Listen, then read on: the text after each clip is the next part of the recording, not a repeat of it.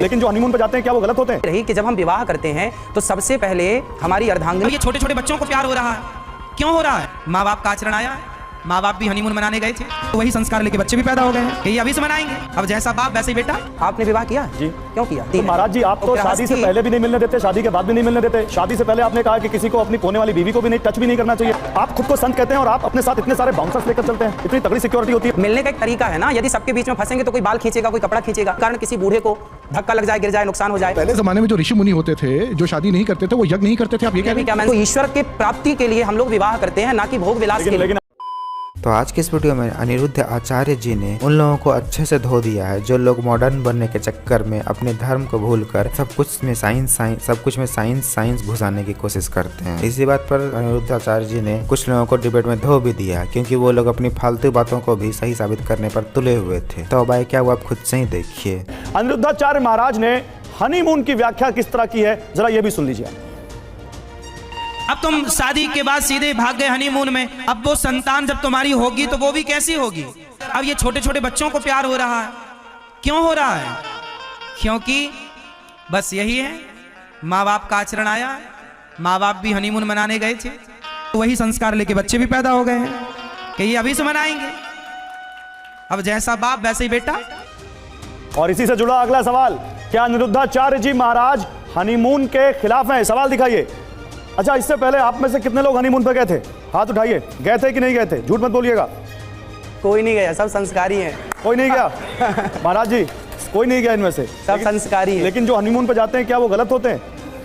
देखिए हमारे यहाँ का रिवाज क्या है, शादी करो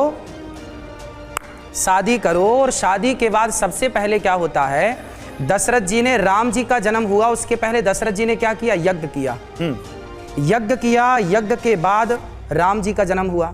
हमारे भारत में जो परंपरा है वो ये रही कि जब हम विवाह करते हैं तो सबसे पहले हमारी अर्धांगिनी आती है और हम सब दोनों कुल देवताओं का, कुल देवियों को प्रणाम करते हैं, ग्राम देवताओं को प्रणाम करते हैं, भगवान के चिंतन के साथ, भगवान की शरणागति करके फिर अपना गृहस्थ जीवन स्टार्ट करते हैं। हम विवाह क्यों किए? अब मैं आपसे एक सवाल कर लूं, आपने विवाह किया है? जी।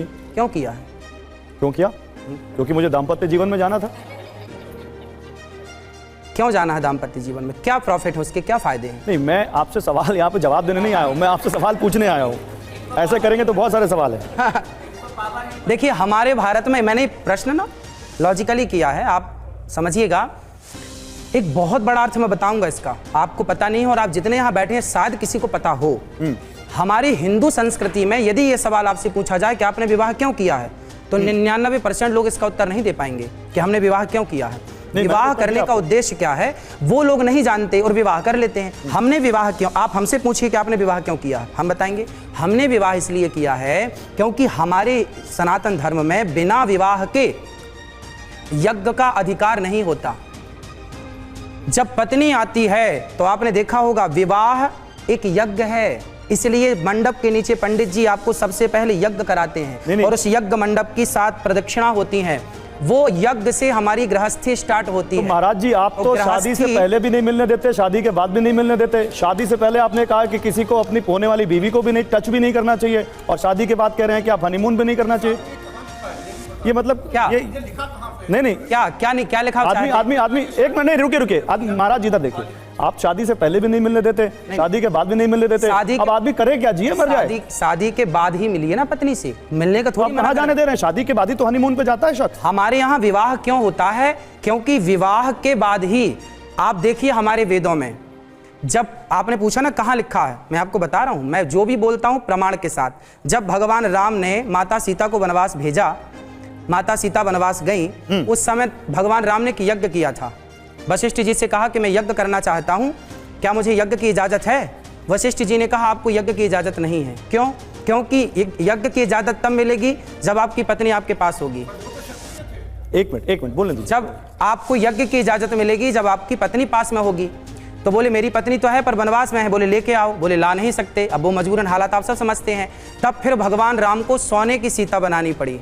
और अब बताइए, राम तो भगवान थे ना, पर भगवान को सोने की पत्नी बनाकर बिठालना पड़ा, तब उन्हें यज्ञ का अधिकार मिला। आप यज्ञ करना चाहते हैं तो ना पुरुष अकेला यज्ञ कर सकता है, ना स्त्री अकेली यज्ञ कर सकती है। हम सबको गृहस्थ को ही यज्ञ का अधिकार है। सामान्य हवन पूजन कर सकते हैं। हनीमून से आएगा फिर यज्ञ कर लेगा, क्या दिक्कत है? भाई शुरुआत अच्छी हो, शुरुआत अच्छी होगी तो भविष्य अच्छा होगा। समझिए, अच्छा, यज्ञ करके पूरी जिंदगी तो आपको घूमनी है, कौन मना करेगा? यज्ञ पूजा करके हनीमून पे चला जाए तो दिक्कत नहीं है आपको?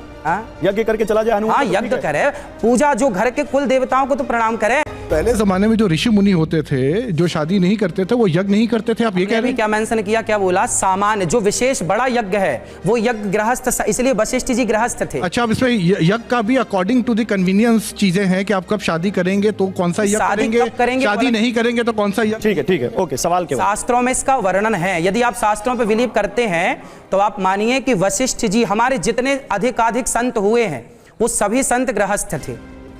सभी संत हमारे अधिकाधिक गृहस्थ थे। और गृहस्थ क्यों थे? क्योंकि गृहस्थ के बाद ही हम यज्ञ के अधिकारी होते हैं। और हमारा यज्ञ है ईश्वर को पाने के लिए, और ईश्वर को पाने के लिए हमारी पत्नी हमारी सहयोगी है। तो ईश्वर के प्राप्ति के लिए हम लोग विवाह करते हैं, ना कि भोग विलास के लिए। लेकिन आप हनीमून पे जाने पे दिक्कत नहीं है आपको लोगों को? जा सकते हैं, हाँ या ना? अभी बोला नहीं हमने? हाँ हाँ, अपना जा सकते हैं भाई, दे दिया इन्होंने, बोल दिया। इत्यादि भगवान को प्रणाम कीजिए, फिर शुरू कीजिए गृहस्थी। जी भैया, आपकी सामर्थ्य की कुछ तस्वीरें हम दिखाना हमारी चाहते सामर्थ्य हैं। नहीं, गौरी आप खुद को संत कहते हैं, जरा ये तस्वीर दिखाइए, तस्वीर दिखाइए बिग वॉल पर। ये तस्वीर कुछ सवाल खड़े करती है और वो तस्वीर मैं आपको दिखाकर ये सवाल लेना चाहता हूँ। देखिए, ये तस्वीर आ गई, स्क्रीन पर तस्वीर है। आप खुद को संत कहते हैं और आप अपने साथ इतने सारे बाउंसर्स लेकर चलते हैं। इतनी तगड़ी सिक्योरिटी होती है, बड़े बड़े बॉलीवुड स्टार की नहीं होती? नहीं, जहां हम कथा करने जाते हैं वहां की व्यवस्थाओं के लिए पार्टी, जो सामने कथा कराने वाले, वो आयोजन करने वाले सारे लोगों को बुला के रखते हैं। वो हम नहीं लेके जाते। हमारे पास तो जो व्यवस्थाओं में है सामान्य लोग वो चलते हैं। नहीं, लेकिन संत को तो अपने भक्तों से, अपने फॉलोअर्स से मिलने में कोई दिक्कत नहीं होनी चाहिए। मैं जो तस्वीरें दिखा रहा हूँ, इन तस्वीरों में आप तक कोई पहुंच ही नहीं सकता। ना, आपके चारों तरफ सुरक्षा घेरा है। हजारों लोग रोज मिलते हैं। अभी भी आप देख लीजिएगा, आप कभी गौरी गोपाल आइएगा, हजारों लोगों से मैं आज भी मिलके आया हूं। दोनों तरफ आपकी गाड़ी के फॉलोअर्स हैं, आपको चारों तरफ से बाउंसर्स हैं। इधर भी बाउंसर्स ने घेर रखा है, इधर भी आप गाड़ी पर खड़े हैं तो दोनों तरफ बाउंसर्स दिख रहे हैं। वो व्यवस्थापक हैं, जहां जाते हैं ना वो देखिए, अब गाड़ी के ऊपर खड़े होकर सबसे मिल रहे हैं। मिलने का एक तरीका है ना, यदि सबके बीच में फंसेंगे तो कोई बाल खींचेगा, कोई कपड़ा खींचेगा। इसलिए एक व्यवस्थित ढंग से ना मिलना पड़ेगा। भाई पब्लिक तो अपनी श्रद्धा से आती है, पर उसे ये नहीं पता कि श्रद्धा के कारण सामने वाले को चोट भी। अब छोटे छोटे बच्चे होते हैं, अब पब्लिक आई और बच्चों के ऊपर चढ़ गई, तो हमें पूरी ये व्यवस्था देखनी पड़ती है कि हमारे कारण किसी बूढ़े को धक्का लग जाए, गिर जाए, नुकसान हो जाए, तो गाड़ी के ऊपर चढ़ के सबको हाथ हिला के सबको नमस्कार प्रणाम करते हैं, सबका अभिवादन लेते हैं। नहीं, ये इसको हम समझते हैं, लेकिन क्या कभी आपको कोई खतरा भी महसूस होता है? खतरा क्या है? भगवान है रक्षक, भगवान रक्षक है, बिल्कुल कोई खतरा नहीं। कोई खतरा। कुछ लोग ज़्यादा साइंस करने के चक्कर में अपने आप को बहुत समझदार दिखाने की कोशिश करते हैं, और उसके बाद ये लोग धर्मशास्त्र पर भी ज्ञान देने की कोशिश करेंगे। लेकिन वहीं जब हिंदू धर्मगुरु से सामना होता है तो इन लोगों के पास कोई जवाब बचता ही नहीं है। फिर उसके बाद ये लोग तर्क नहीं कुतर्क करने लगते हैं और अपनी बात को सही साबित करने के लिए अड़ जाते हैं। ऐसा ही रहा तो ये लोग बेइज्जत होते रहेगा ऐसे। खैर, आपको अगर थोड़ा सा वीडियो अच्छा लगा तो वीडियो को लाइक कर दीजिए, और ऐसे ही वीडियोज़ के लिए आप हमारे चैनल को सब्सक्राइब जरूर कर लीजिएगा। हम मिलते हैं बहुत जल्द किसी और वीडियो में।